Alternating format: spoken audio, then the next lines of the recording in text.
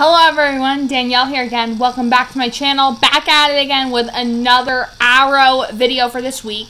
So this week's episode was titled Next of Kin, and let me tell you, I actually pretty much enjoyed this episode from start to finish. Really held my interest. I just watched it, just got finished watching it, so I figured do a little recap of it and do a little review. So that way I can get a video up this week for you guys for Arrow, since I didn't do that last week.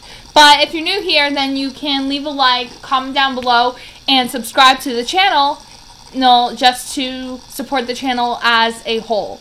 So we open up with basically John Diggle taking on the mantle of being the Green Arrow, and obviously, there's something majorly different with him, because due to his nerve damage, he can't shoot, he can't do much with archery. So obviously there's a major difference in the way how he fights fights as the Green Arrow, and obviously that's something that a lot of people picked up, and everybody notices that.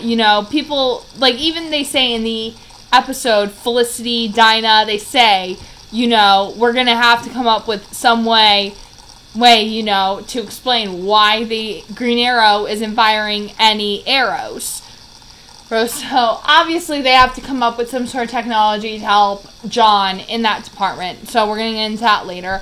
Next, it opens with Oliver and William, and I continue to be impressed with the scenes between Stephen Amell and Jack Moore. I think that they both do them phenomenally. I think that Jack Moore, being as young as he is, he's already shaping up to be a very, very good actor. He is absolutely awesome at what he's doing in the role of William for, every single episode that he's appeared in so far. He's appeared in 3 episodes, and he is doing so well in the role. So, obviously, we see Oliver kind of struggling with fatherhood, and we see him struggling with trying to be, a dad to William when it comes to school and stuff like that. And then it goes into him and Quentin being confronted by the private investigator, Watson, from the previous episode, and she is essentially she's essentially on to Oliver and the whole team about Oliver's replacement Green Arrow. She's on to all of them. So essentially, she's really starting to catch on to the fact that there's a different person under the hood. So obviously that is trouble for the team if they don't nip it in the butt right away. So shortly after, I think I'm just going to go into the part where they're chasing Onyx, the character Onyx. I just remember her first name being Onyx, and she looks to be holding something that appears to look like the T-Spear prototypes that were stolen from Curtis by Black Siren. And at first I was like, oh my god, what if she was the person that hired Black Siren to steal the T-Spear prototypes? You know what I mean?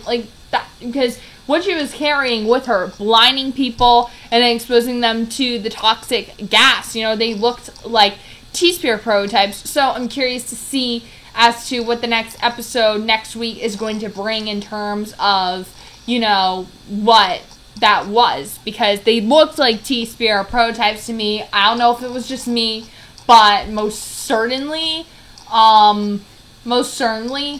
they did look like T-Spear prototypes. And obviously John can't shoot the arrow or anything like that, so Onyx ended up getting away, and ultimately in the end that nearly costed them the whole operation. So obviously with John, it's starting to become a bit of a problem. It is starting to become a bit of a problem with him being out in the field, because this is one thing that just seems to be he cannot handle it at all whatsoever. And then shortly after, we actually see Oliver with Felicity, and she actually drops a major Batman Easter egg, which is the name Oracle, and that was the name of Barbara Gordon at one point, Batman's Oracle, because she started out as Batgirl, then got paralyzed, and then became his IT girl, Oracle. So, obviously, you know, major Batman Easter egg right there that I was actually really, really excited to see. Like, I actually saw several, like, YouTubers, like, what do you call it? I actually saw several YouTubers, thumbnails, and I saw, like, photos of Jason Todd, and I was like, oh my god, like, what if they reference Red Hood? But I didn't really see a Red Hood reference. I just saw a reference to Batman's Oracle from Felicity, so I actually thought that that was really, really cool that they put that in there, because they've already referenced Oracle before. They already referenced her before, so that's not a big surprise to me.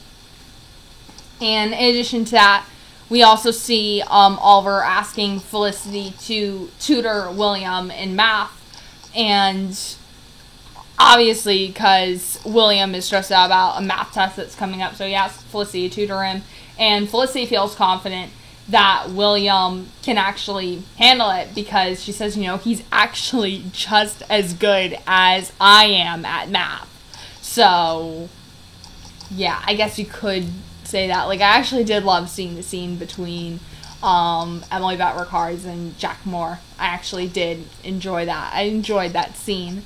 And in addition to that, we also see Oliver talking to John about the fact that John can be a better hero than he was. And obviously we're seeing a difference in Oliver. Like, he's the one giving the advice to people. Like, he's mostly leaning on people for advice in terms of single parenting, like being a parent, being a single parent to his son. So, obviously, you know, but at the same time, he's not really part of the team now, as of right now, for these few episodes.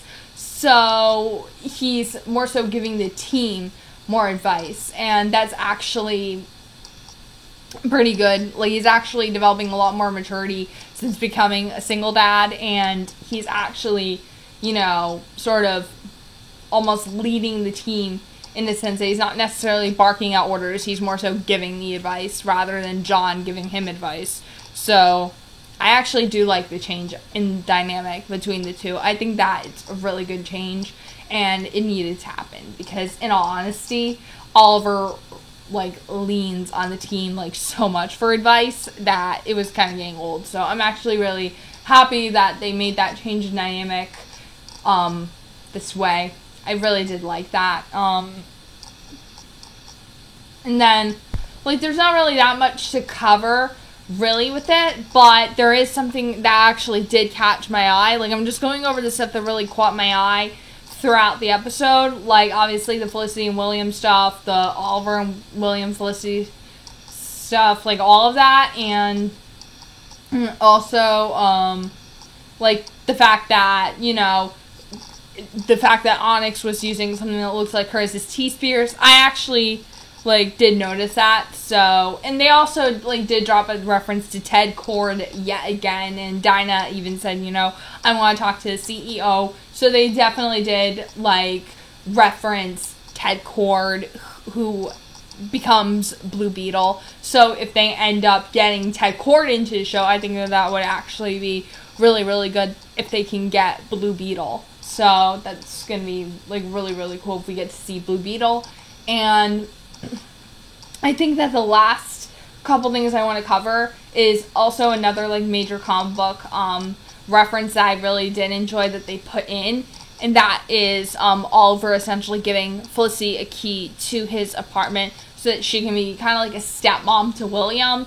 And that is actually a major comic book Easter egg for the Felicity character, because in the comics, she's asked to sort of be like a stepmom towards Ronnie Raymond, who is the second half of Firestorm, and essentially, she was at first an enemy of Firestorm, but then she becomes an ally and sort of like a mother figure to Ronnie. So I actually do like the fact that they're sort of making her almost like an aunt or mother figure to William in a sense. So I actually do enjoy that. I enjoy the fact that they're doing that. And in addition to that, last lastly that I want to cover, aside from like the Olicity thing that I covered at the end, the last thing I actually do want to talk about is John yet again.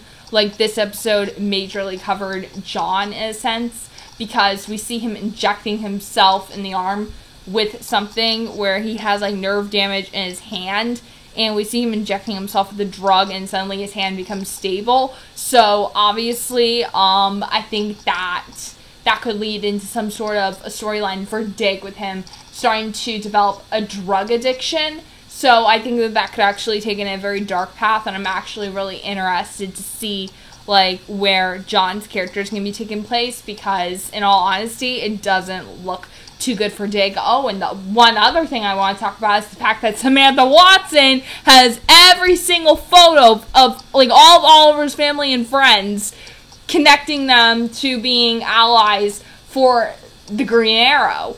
And she's like, no, who are you protecting?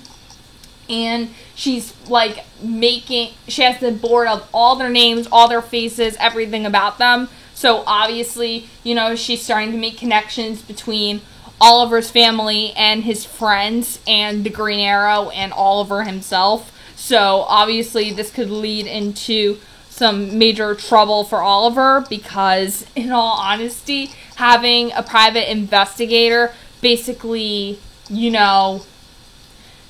connect the dots between you, your family, your friends, and who you are under the hood, that could actually be a major problem. We also see that Oliver is hoping to disband permanently the anti-vigilante task force, or he's calling upon a vote to the city to allow them to decide, whether or not they want to keep the anti-vigilante task force. So that's going to be very interesting, because in all honesty, if the anti-vigilante task force comes in, that obviously that's going to mean more trouble for John, because he just got out of prison last season. So it's going to be a bit of a problem if the